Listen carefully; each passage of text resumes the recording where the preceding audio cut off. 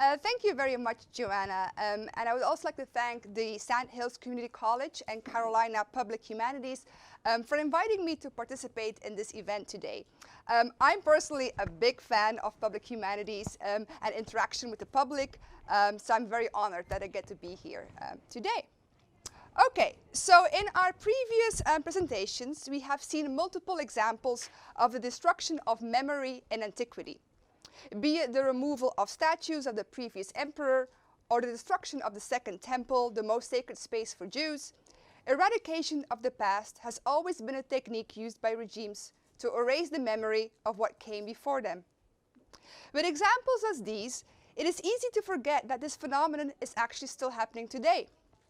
In this presentation, I would like to give some examples of modern erasure, with a specific focus on the Middle East.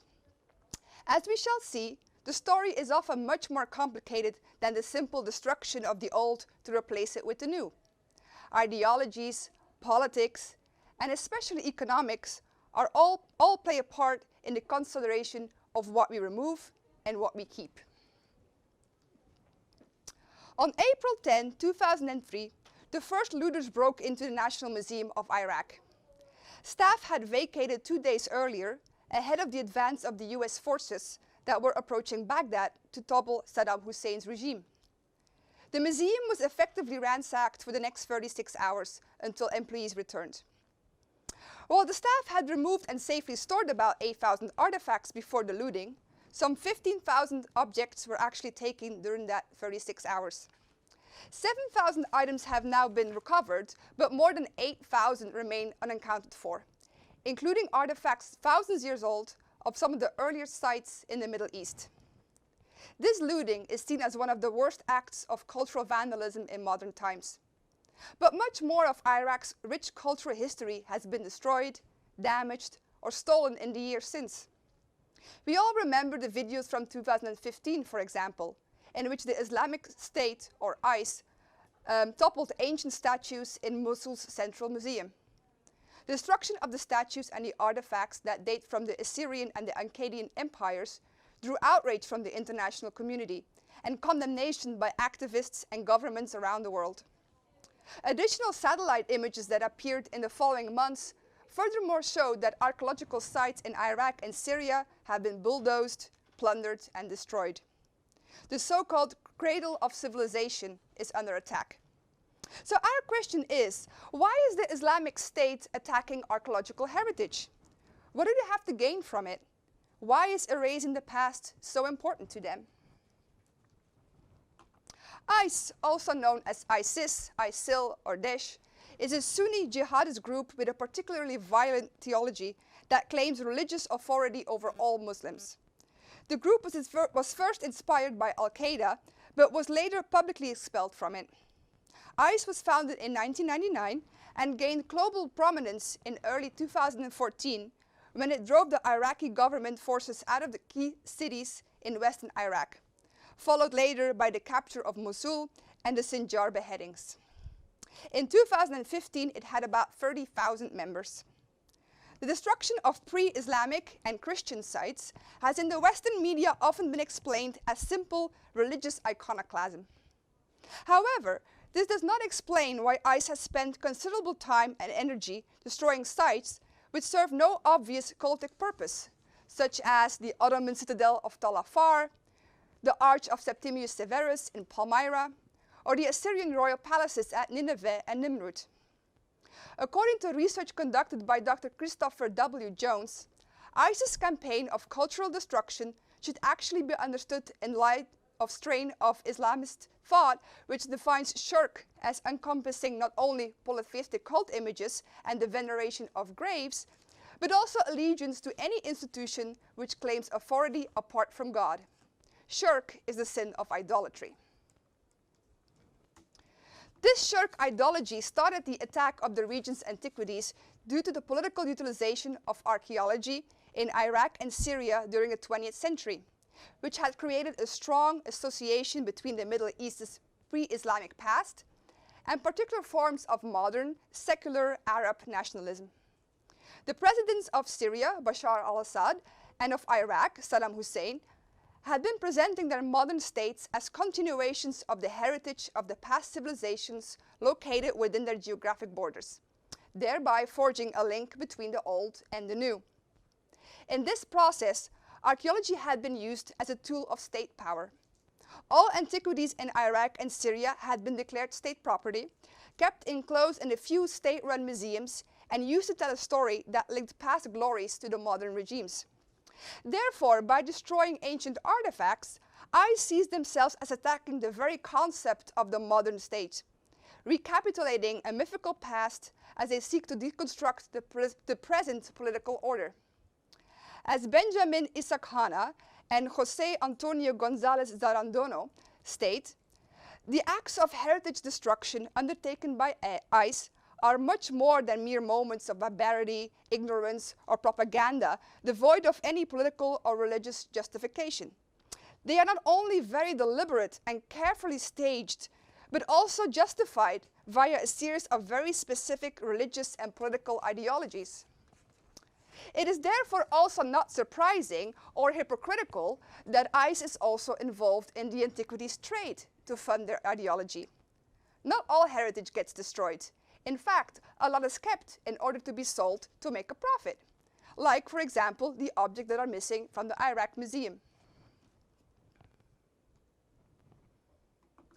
According to research conducted by Andrew Keller on behalf of the US government, ICE may have raised over $1 billion in 2014 alone. And unlike many other terrorist groups, it does not rely on donors to raise funds. Instead, it derives most of its revenue from its control of territory. Oil sales, extortion or taxation, and plundering of natural resources under its control. Antiquities are just another resource ICE can exploit. Documents obtained in a 2015 raid shows that ICE is a well-organized organization in trafficking looting antiquities and that it devotes considerable administrative and logistical resources to this activity, and most importantly, that it profits from this activity. On this slide here, you can see a translation of an organizational chart found during the raid. The original was written on the letterhead of the Diwan, the Chief Administrative Office for Natural Resources.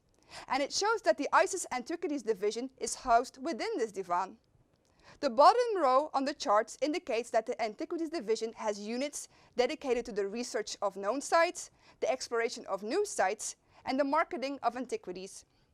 Further documents found during the raid show letters providing authorization for certain individuals to excavate or to supervise the excavation of artifacts in ICE-controlled territory.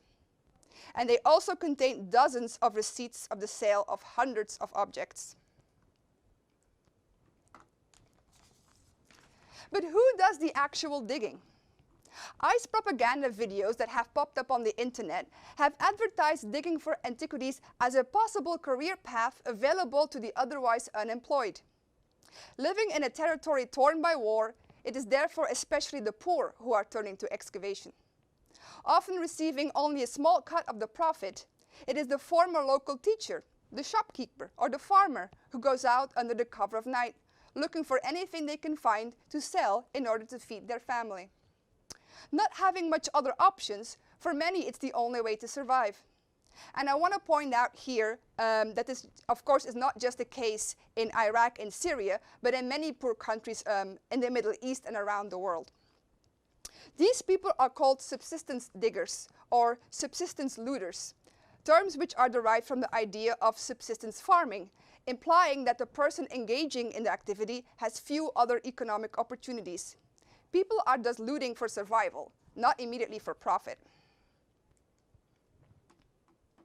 Let us now step away from the looting on the ground and take a look at the buyer's market and the networks involved.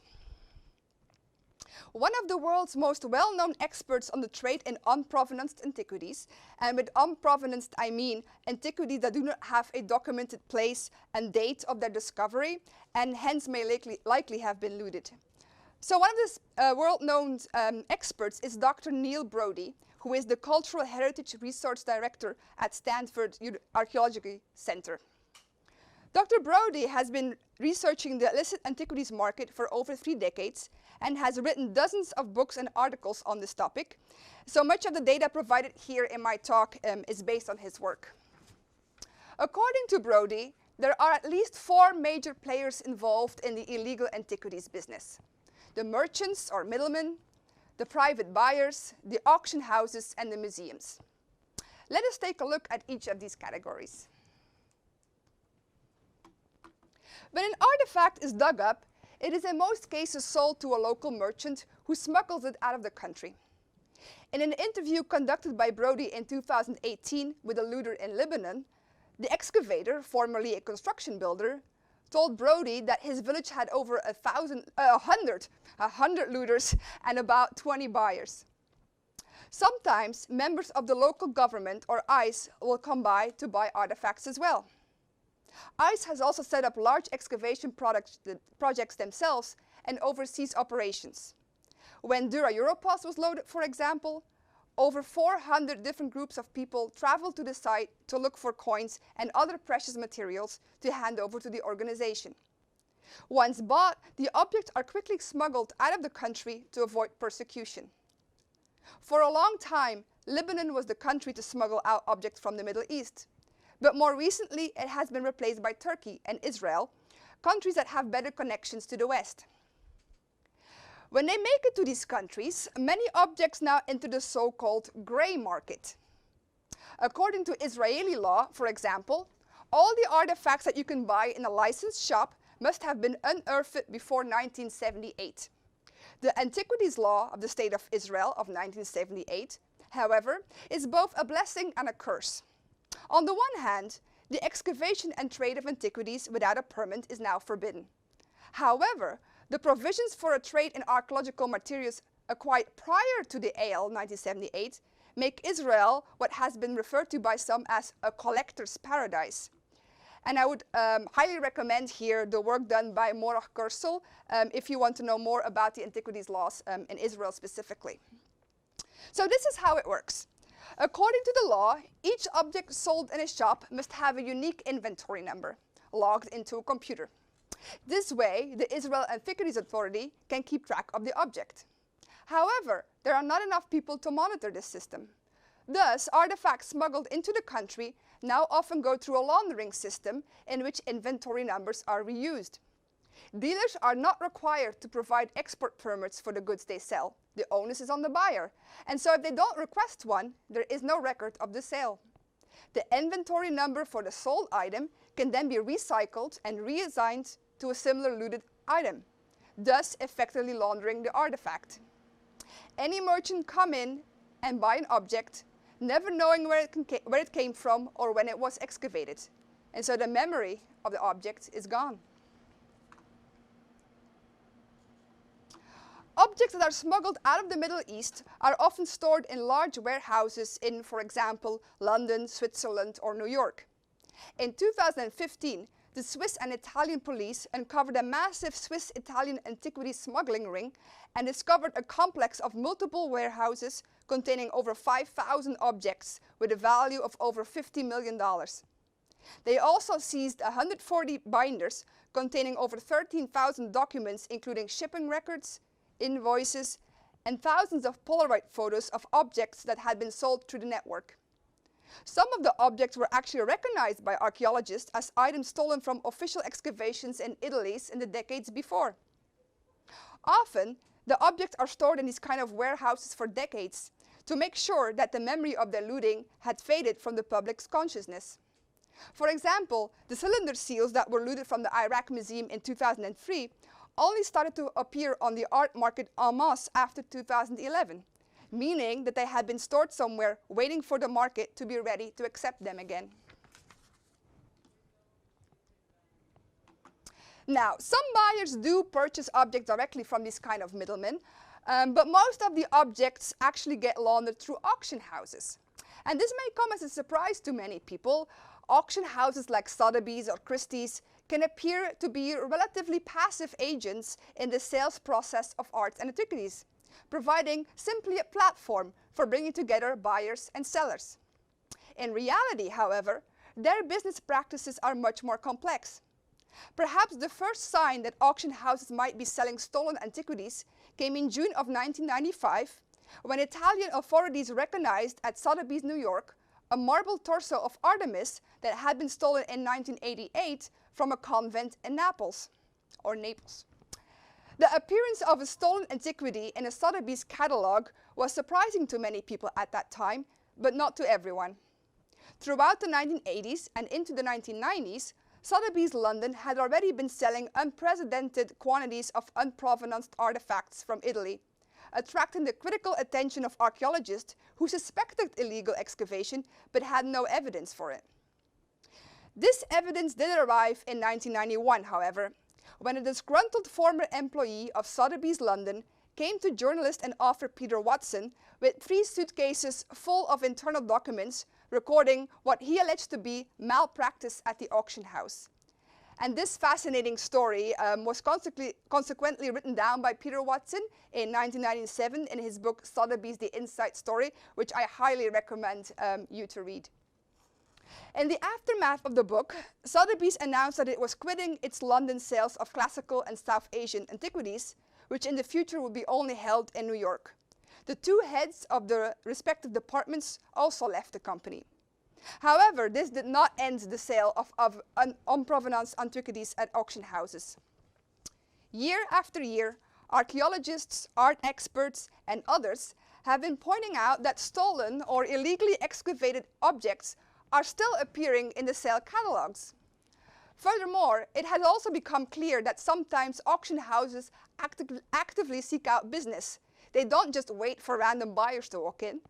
This active search for clients has also unintentionally exposed illicit provenances of consigned objects. In 2006, for example, an alabaster vessel in the form of a duck that had been officially excavated in 1979 from a burial chamber at Dashur in Egypt, but stolen from a storage space in Saqqara, was offered by Christie's New York office to a curator at the Metropolitan Museum of Art, who was, ironically, its original excavator, and thus immediately recognized the piece as being stolen. The object was then rightfully returned to Egypt. Thus, most illicit pieces appearing in auction catalogs that are subsequently returned to their legitimate owners are actually identified by outside agencies, such as scholars or the police, but not by the auction houses themselves. It is unclear if and how often auction houses perform their so-called due diligence and make sure the objects offered for sale are legal. In order to avoid bad press, cases like that are not publicly announced. Sometimes, however, there is evidence that the auction houses completely ignore the unknown or fabricated prior history of an object and go forward with a sale anyway. Neil Brody notes, for example, that in 2002, 70 artifacts excavated officially from the Egyptian site of Mahdi were reported stolen from a storage facility at the Cairo University. 2 years later, 5 stone and 2 ceramic vessels turned up for sale at Bonhams, where they were recognized by a French Egyptologist who alerted Bonhams and caused their withdrawal and return to Egypt. In the catalog sales room notice, however, the provenance was said to be acquired by Joseph Garnish while working in Cairo for a mining company in the 1930s. Thereafter, they stayed in the family until acquired by the present owner, his grandson. It turned out that the objects were actually stolen by a US Army helicopter pilot, Edward Johnson, who had been active in service in Cairo in 2002. Upon his return to the US, he had contacted Sands of Time Antiquities, a retail gallery, claiming that the Mahdi artifacts, which were then in his possession, had belonged to his grandfather, who had acquired them in Egypt during the 1930s and 1940s. Johnson's arrest warrant stated that although he devised the false provenance, he failed to provide Sands of Time with any documentation or further verification of his story. Nevertheless, Sands of Time paid Johnson $20,000 for the 80 pieces and was subsequently able to sell them to other dealers, including to Bonhams and Christie's. Thus, if Sands of Time did not receive any material proof of provenance, the implication must be that both Christie's and Bonhams also took Johnson's false account of provenance as repeated by the merchant at face value, again without any substantive verification. And so this is the process in which antiquities move from a black market to a gray market to a white market. Once an object has been successfully laundered through an auction house, it becomes eligible to be bought and sold by anyone who wants to do so. A second major player in the laundering and looting businesses are museums. Again, this might come as a surprise to many of you, but there is actually a long history behind it. And I want to make a caveat here that I am not talking here about the colonial history of many Western museums, which is a topic that is now received a lot of scholarly debate of late, but that would completely deserve its own presentation. So I'm just going to talk here about modern museums and their collecting history. According to the ICOM Code of Ethics for Museums, museums must also do their due diligence when acquiring or considering purchasing an item. This means that they need to research all the necessary verifications regarding the legal provenance of a cultural object. In other words, its full history and ownership from the time of its discovery or creation to the present day, through which authenticity and ownership are determined. Museum employees should ask or search for export licenses, certifications of authenticity, family correspondence, old pictures and images, excavation field notes, etc., to make sure that the object was legally acquired either before 1970 or after that date through legal means. It should also be determined if the object comes from an area that is frequently subjected to illicit traffic, and the object should be checked against the ICOM Red List, a database with categories of cultural goods that are most vulnerable to illicit traffic. This due diligence should also be performed when taking on an object as a loan or when hosting a temporary exhibition. However, that this is not always done is a public secret. In 1993, Thomas Hoving, the former director of the Met, openly acknowledged the role that museums had in the market for black market antiquities.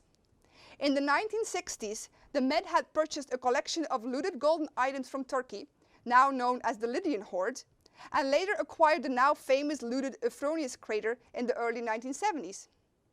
The John P. Geddes Museum's illegal purchases and unethical behavior are so notorious that an entire book was written about the scandals. Chasing Aphrodite, as I have put here on the slide, another book that I highly recommend you to read if you're interested. In this presentation, I want to focus on one famous case study, Hobby Lobby and the Museum of the Bible. The information presented here is taken from this book, Bible Nation, the United States of Hobby Lobby, which was written by Joel Baden and Candida Moss. In 2017, the Museum of the Bible opened in Washington, D.C., 2 blocks from the National Mall. It's a vast building with 6 floors containing over 40,000 objects that have something to do with the Bible.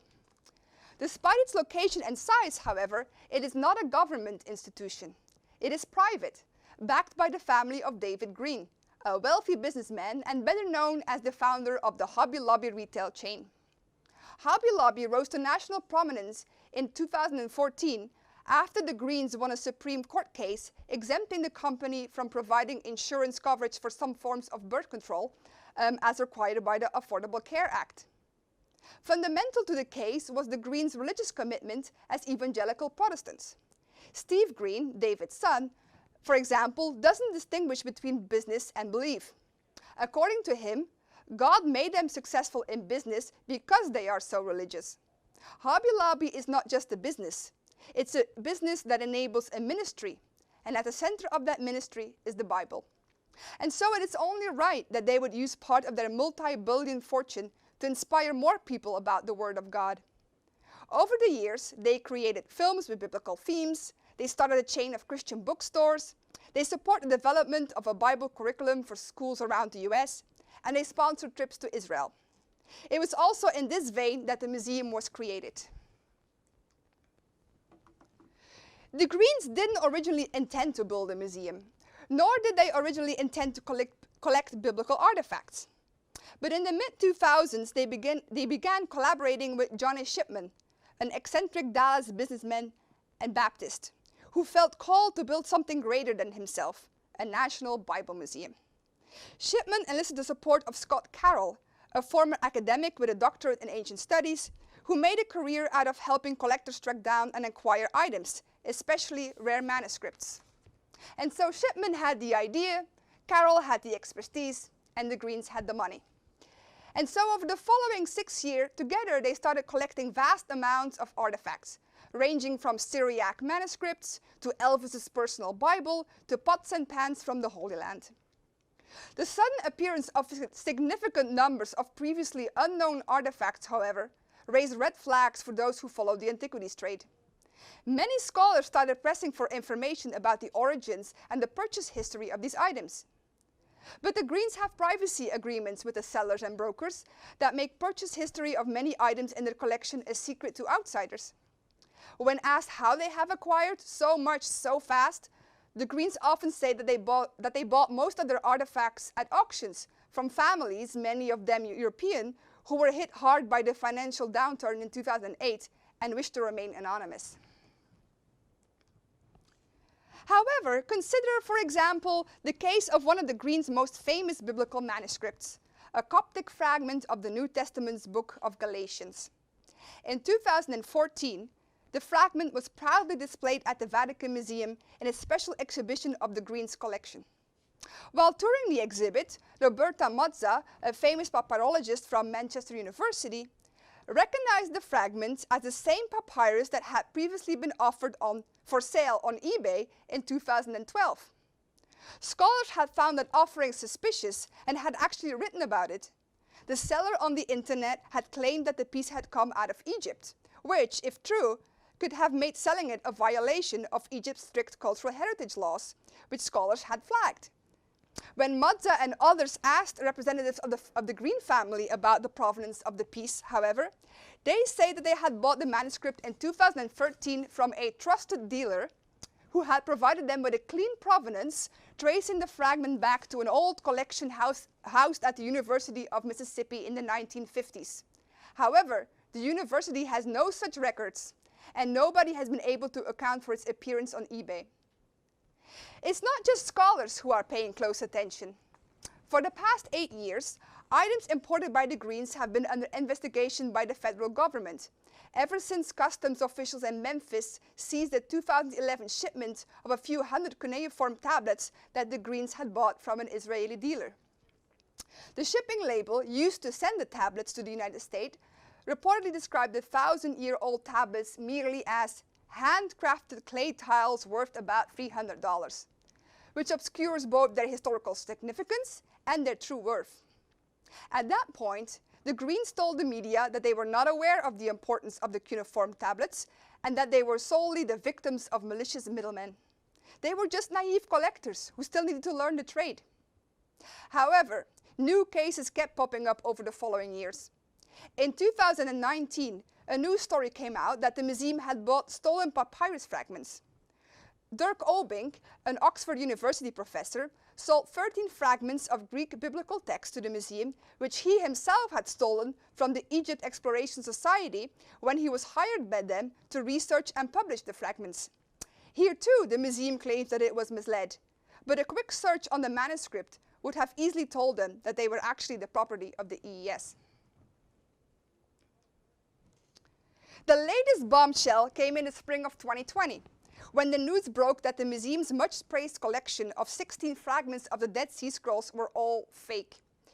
The fragments were bought by the Green family from an Arab antiquities dealer, who claimed that they had been bought from a local Bedouin in the 1950s and then stored in a vault in Switzerland for decades, until the vault was opened again in 2002. This way, the sale was legal. Researchers, however, were able to show that all fragments are modern forgeries, and that the whole background story was made up. Because the museum was not doing its due diligence, but was just quickly buying whatever they could get their hands on, the fakes were not noticed. And thus we get back to our topic of economics. The money the Green family spent acquiring artifacts for the Museum of the Bible caused some people to go crazy. Here was a family with more money than they could ever spend, willing to buy anything and everything that had to do with the Bible and, in broader sense, the ancient Near East, without asking too many questions. The perfect situation for looters, dealers, forgers, and other fraudulent individuals looking to make a quick buck. And this brings us to our fourth player, the buyer. According to Interpol, the illicit trade in cultural property is estimated somewhere between $4 and $5 billion a year, making this trade the third most profitable illegal market after drugs and weapons. But who, besides a handful of museums, is buying these artifacts? According to research conducted by Donna Yates, Simon McKenzie, and Emmeline Smith, most looted objects end up on the Western or the upcoming Gulf states and Chinese market. In short, the movement of antiquities from source to market is a process of privatization, usually from some degree of collective custodianship in a poor country to private ownership in a rich one. Cases of antiquities looting, trafficking, and sale thus become examples of global power imbalance, and the objects in question can be seen as emotionally charged symbols of post-colonial domination. For example, in the 18th and 19th century, China's long-standing artistic tradition caused Chinese artists to make artwork which had little appeal on the Chinese market itself, but were crafted deliberately for American and European demand. This Western export style was largely decorative, and cultural objects originating in South and East Asia continued to be strongly associated with decoration in Western art markets. By the mid-19th century and into the 20th century, a growing Western interest in the history of Asian culture, as well as a shift in Western art market taste, placed increasing amounts of value on ancient authenticity. Now, antiquities throughout Asia from a time before Western contact and subsequent domination were seen as somehow separate from the modern Asian art objects. In the Western minds, these past cultures were constructed as more advanced and more respectable than those of the people who are presently living in the Middle East or in Asia. Contemporary inhabitants were thus seen as improper custodians of their own past and were characterized as not caring for their ancient cultural patrimony.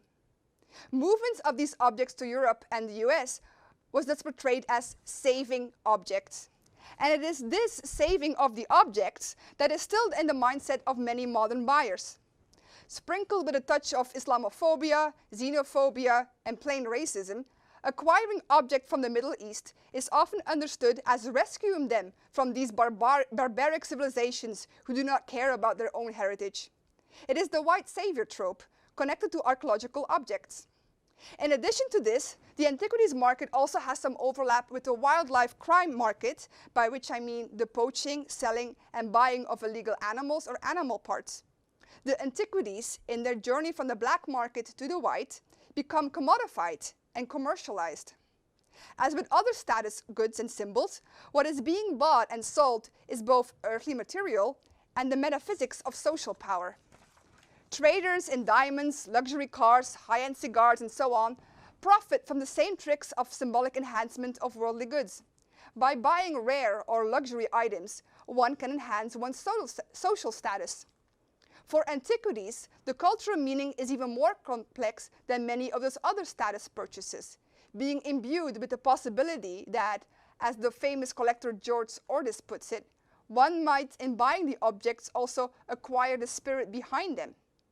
Many of the objects have an element of nostalgia for a forgotten past. It is this relation between cultural symbolism, economic power, and competitive international relations that make the changing global flows of illicit antiquities such a widespread phenomenon. The looting of the National Museum of Iraq on April 10, 2003 has been described as cultural genocide and one of the worst acts of cultural vandalism in modern times. Yes, it is mainly because of rich buyers, be it individuals, auction houses, or museums, that this looting practice continues.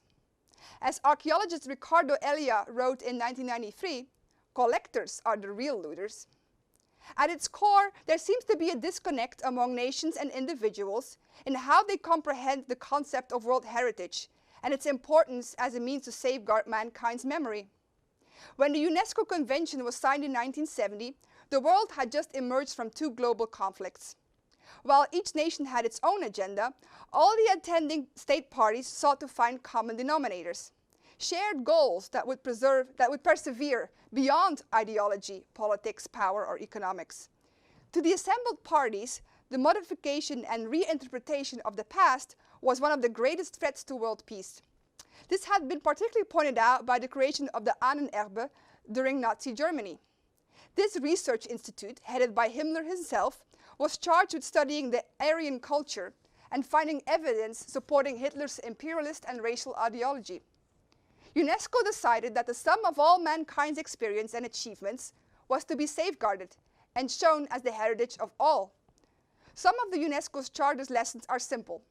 The past belongs to no particular nation, no culture is a hermetic entity, and it is a fluid concept, always gaining new elements.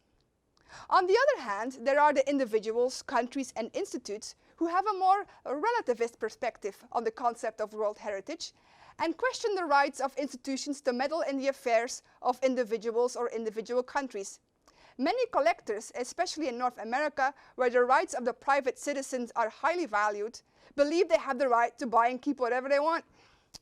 As we have seen in this presentation, however, the destruction of cultural memory through demolition or sale of the material culture of the past has been used to oppress individuals, groups, and communities in order to maintain power and get financial gain. In the post-capitalist era, heritage, and therefore memory, has become a selling point and nostalgia that can be consumed, which further contributes to the vanishing of heritage and memory. According to Veysel Aphaydin, heritage is a vehicle of communication, a means of transmission of ideas, values, and knowledge, which includes the tangibles and the intangibles of both cultural and natural heritage. The meanings and values ascribed to heritage and the memories that are developed from it become a significant symbol for collective identity. They can serve to keep groups and communities together. The destruction of this important component through war, terror, sectarian conflict, and top-down economics also means the destruction of memory and identity for individual groups and communities. The loss of inanimate objects, of course, is never equal to the loss of human life. However, the loss of tangible heritage is not inconsequential for our well-being. The loss of these items that connect us as a group or civilization can have a significant negative impact on how we see ourselves and the groups to which we belong. And lastly, of course, as an archaeologist, I want to reiterate just how much is lost when you take an object out of its context without documentation. And although we still can get information from a singular object, most of its historical information is in fact lost if we do not know the circumstances of its burial. For example, was the object used in a kitchen or at a religious shrine? Was it found close to the place to where it was made or thousands of miles away? Was it created in the Bronze Age or the Iron Age? All this data is now destroyed forever. Luckily, it is not all bad news. Dozens of heritage protection institutions, as well as new laws and regulations, have been established over the last decades. In 2003, the International Council of Museums launched their emergency red list of Iraqi antiquities at risk. The United States has also been setting up memoranda of understanding with individual countries, stating a prohibition of import on antiquities from these countries. In 2014, the Antiquities Coalition was founded, which is now leading the global campaign against cultural racketeering. Together, these initiatives are trying to combat the looting by cutting off the middleman, outlawing the export and import of antiquities, arresting looters and traffickers, shutting down eBay and Facebook accounts that offer antiquities, and educating the general public about why collecting archaeological artifacts is problematic. It is only with such a multifaceted approach that our global heritage and memory can be preserved. Thank you very much.